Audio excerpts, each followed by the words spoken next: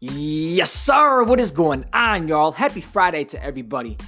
And welcome to the Coach Cool podcast for episode number 127, where we have a Friday discussion coming at you guys today with my boy, Mr. Michael Clark. And Mike is the director of strength and conditioning at Champion Sports Performance down in Charlotte, North Carolina. A very dear friend of mine. Got a chance to work with him for a couple years. Extremely knowledgeable in the field of not only strength and conditioning, but just physical wellness in general.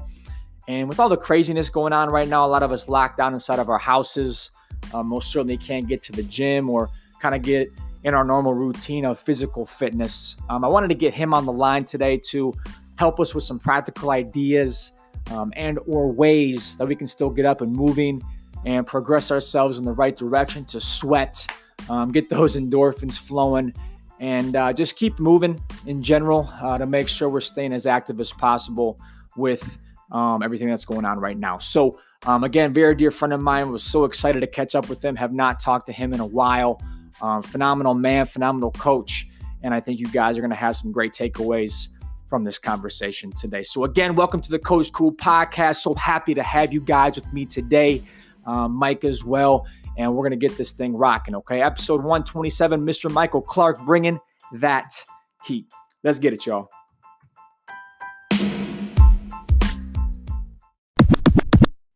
All right, y'all, what is going on? Happy Friday to everybody. And so glad you guys are rocking with me today. And we have a very special guest on the line that is rocking with us as well, that I wanted to have on for this conversation amidst everything that's going on right now. He is a fitness professional, strength and conditioning guru. This man knows what he is doing, and he is leading the charge in a lot of different ways when it comes to staying active, keeping them gains up, and just making sure our lives progress forward no matter the situation. He's doing a great job of that right now. So I wanted to get his perspective on this whole situation when it comes to your physical fitness and how you can stay active to the best of your abilities. And I know he's going to provide a lot of value today. So without further ado, my pleasure, absolute pleasure to welcome my boy, Mr. Michael Clark, to the Friday discussion today. Mike, welcome to the show, my dude.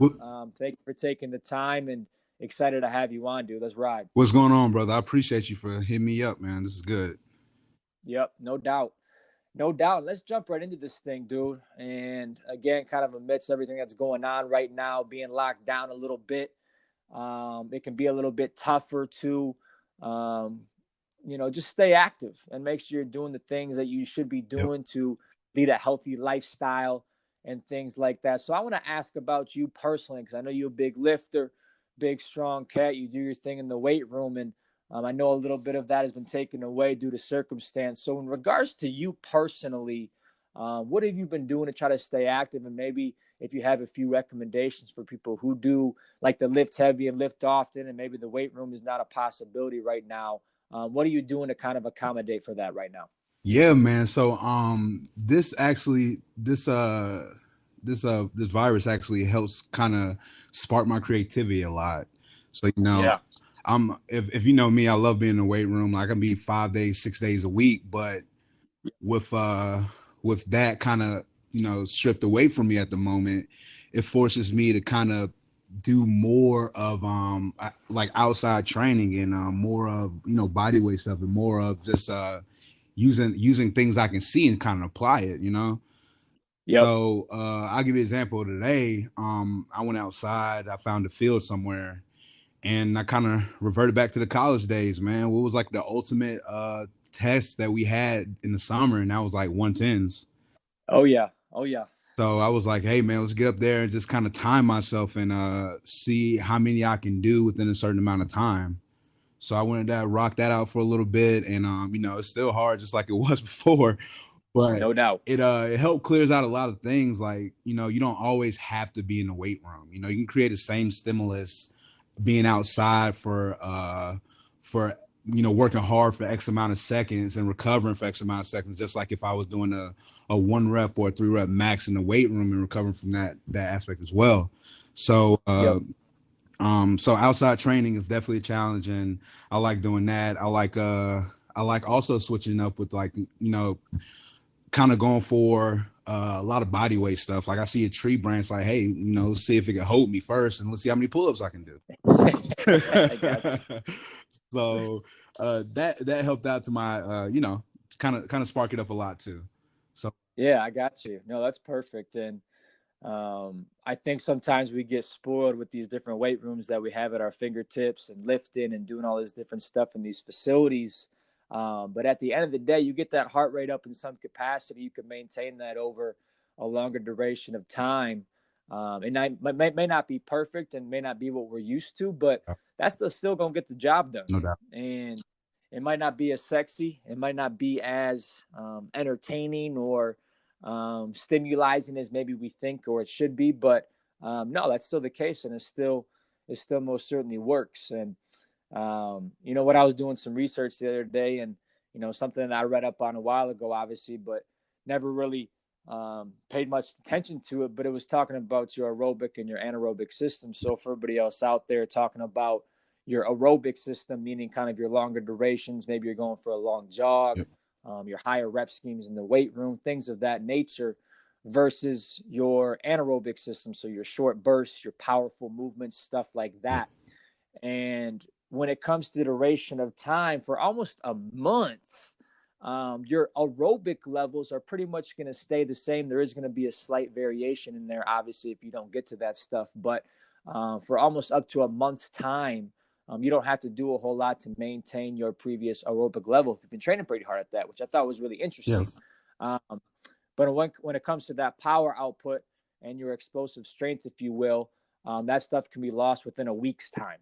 So like you said, you're talking about those 1 rep max, those 3 rep maxes, stuff like that. You can accommodate for the loss of that stuff and not being able to do that by getting out and sprinting or doing some hills or stuff like that, with these short bursts, short bouts of exercise to make sure that your explosive strength and that power level, again, is not going to be maintained, but is still going to get some work, so you don't have to lose as much as you potentially think you could without getting yourself in the weight room. So I thought that was pretty dope, and that kind of reminded me of what you were doing. So I don't know if that's something that you kind of telling your athletes right now, or you trying to do personally, but I think that's a pretty cool reminder and a pretty cool statistic to make people realize that that is the case. So if you can get out there and do that stuff, you're going to be all sure, right. man. And I think like the easiest way is like what creates adaptation. That's stress. So no matter if it's like I said, like, hey, 50-yard sprints, you know what I mean? That might still be the same stimulus as if I was doing a 5 rep power, you know? So Got you. Yeah. we just play with like, of course, energy metabolism and rest, the rest of work ratio. It all, like, it's an important thing, and it all factors in as well. So just comment off of that. That's kind of what I try to remind all the athletes that I'm programming over time for these next couple months, no matter how long it is. It's like, hey, you gotta go out there, push that envelope a little bit, and kind of still create that adaptation, without having an external load on you. I love it. Yeah, and for cats who like to lift, who don't like to run a whole lot, it's kind of pushing you outside your comfort zone. Like, man, I gotta go a little bit. You're talking to one of them, man. Testing that willpower, testing your discipline. You want to get them gains, you better get your butt outside and go run a little bit. That's it. So, yeah, gotta do what you gotta do. I love it. So, exactly right. So, how about this, Mike? When it comes to your athletes, because I know I got a lot of athletes tuning in, maybe high school level, college level, maybe even younger. What are you kind of doing with them? I know you use the app Train Heroic. I use that stuff too with my guys in the Air Force. But what are you kind of doing to adapt their regimens right now during this time as well? So so going to that Train Heroic app, I mean, it's brilliant. Shouts out to them, man. What it does, it helps me, of course, be creative again and just think about all the things I can do at home, because ideally you're not coming to facility. I think they just put us on lockdown. Like, you only be outside for a certain amount of time, however that rock, I don't know. But what it does, it kind of helps you evolve more as an athlete. So for example, if I'm setting up a 8-week or 12-week body weight cycle, right, you'll probably have some plyometrics in there. You'll probably have some dynamic movements in there. You probably have some mobility stretches in there, and then you will have the actual body weight component too. So when I don't have a load of some sort, I can utilize like a chair. I don't know. I utilize a chair. I could put it on back behind me. I don't know. I can curl I don't know, a couch. However you do it. You know what I mean? It's like I have to find ways to create the same stimuli just as if I was doing weight in the weight room. So that's the biggest challenge. And at the same time, if athletes been with you for a long time, they kind of get your mentality and what you're expecting. So I do get instant feedback results from the app. They do tell me their intensity levels there. They did tell me what exercise they switch up and what they can, what they cannot do. They do tell me the readiness level for the next training cycle. Yeah, man, it's a challenge, but once you get it started, I mean, it's pretty easy to work with. Yep, I got you. And one thing that kind of reminds me of is, and I know that you're kind of big on this, is relative body strength. Yeah. And being able to move your body in space effectively, no matter how big, small, fast, slow you are. Handling your body weight effectively is key, especially when it comes to different athletic movements and sports in general. So if you could kind of touch on relative body strength a little bit, because again, I know you're pretty high on that stuff. Explain to the people what that is, because again, I think now is a perfect time to work on that stuff if we do kind of fall off the wagon when it comes to that angle on things. So if you could touch on relative body strength real quick, I think that'd be a big bonus. Yeah, man. So relative body strength is basically what the capacity you can do for yourself. So you can always there's always a lunging movement, there's always a squatting movement, there's always a push, there's always a pull. And kind of the testing aspect from it, it's like, hey, how many push-ups can I do? That's a relative push exercise for your body weight. How many pull-ups I can do? That's a vertical pull for my body weight, of course. What else? How many sit-ups I can do? That's core strength, of course. So we talk about relative body strength. That's back to the basic stuff. This is things that we should have been learning growing up, and now it's not so much. It's almost on the back burner a lot, because a lot of people like to see all the nice and cool and sexy things, and just want to jump right to that without mastering the foundation first. And of course, the foundation is running, jumping, almost all your locomotor skills that you learned in third, fourth, fifth, as a kindergartner. You know what I mean? Yep. So, I think relative body strength is king. And before I become powerful, I got to become strong for myself. Right. Yep. No doubt. Because if you can't move that body in space, you probably can't do a whole lot. And I guess I'm going to renege my comment, because I said it applies a lot to athletics and sports, but I mean, that applies to life in general. Like, can you get up out of a chair? Can you walk upstairs? Yes. Can you push yourself up off the ground if you fall? Just things along those lines. And it's just everyday life. And if you can't do that stuff, then you're probably going to have a hard go. Absolutely. That's I always try to put things in perspective like that. My favorite example is like, hey, if I was falling off a cliff and I'm holding on to the ledge, will I be able to pull myself up? There you go. And if you're kind of questioning yourself, that means maybe that's something I need to make priority versus a barbell bench press, Yep, 100%.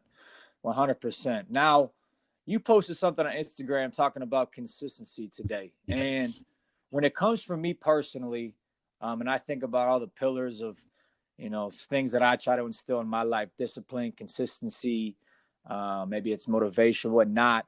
I've been really high on consistency probably the last 6 to 12 months. And the admiration I have for consistent people is up there pretty high. And I think no matter what you're doing in life, consistency has to be a factor if you really want to progress forward in the right direction and at a rate that you probably want to see for yourself. And I think right now would be a phenomenal time to kind of touch on this, because in my opinion, when stuff like this is kind of put in front of you, you really see who's about it. You really see who's disciplined. You really see who wants to be consistent and do things for the right reasons for themselves, and still find a way to get better no matter what. And I don't know if you feel the same way, but especially when it comes to your physical fitness, if you are not consistent in that approach, especially as you get older, you're going to fall off the wagon pretty quickly. And it might seem like, oh, I took 2, 3, 4 days off. But no, like that's still a big deal, yo. And if you're not doing things consistently 4, 5, 6, maybe even 7 days a week in the fitness realm, you're going to have a hard go in seeing some stuff that you want to see when it comes to the results. So, how do you kind of feel about consistency when it comes to, I guess, not even weight training, but just life in general? What's kind of your perspective on that? Yeah. So I've been preaching consistency for a minute now, and I feel like you can't be consistent without discipline, of course. So when I think of discipline, I'm thinking of scheduling myself on what time I wake up to what time I go to sleep. And I always try to block off times.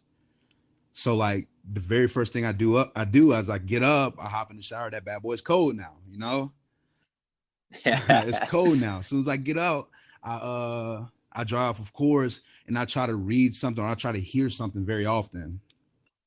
Okay. And then after that, I kind of set myself up for success during that day. So I feel like if I can get the two hardest things out the way, that'll keep me disciplined. And then if I can do it on a regular basis, that keep me consistent. So when it comes to, we'll say if it's come to, I don't know, what's something outside of training. When it comes to hard work, like you put in the work to get the outcome that you want.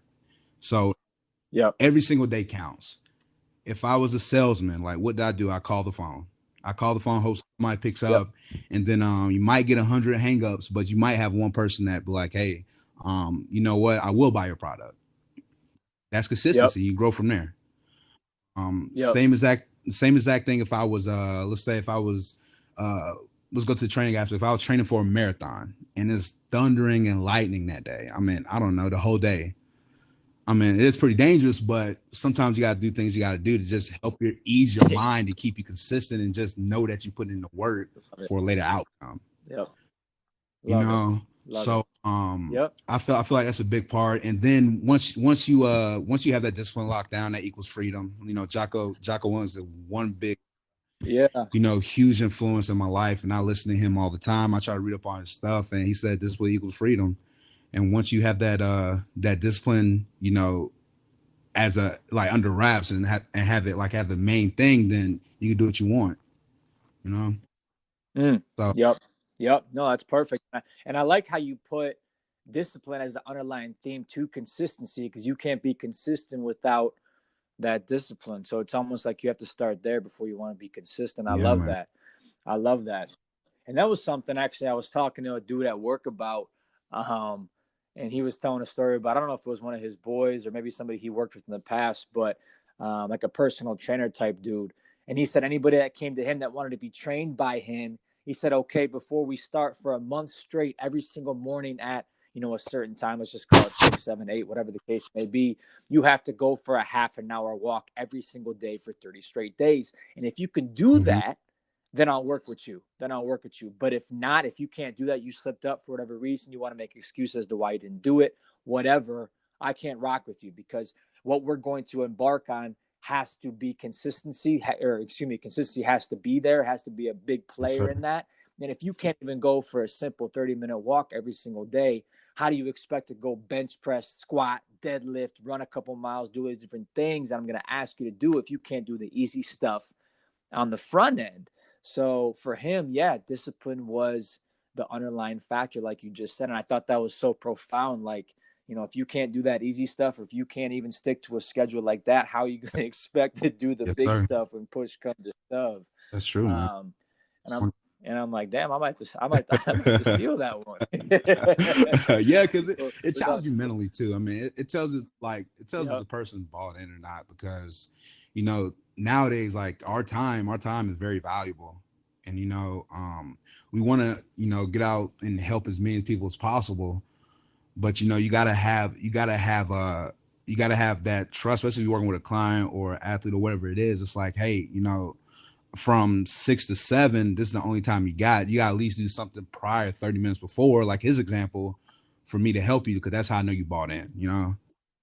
Yep. Yep. Time is everything. Yep. Time is everything. I love that.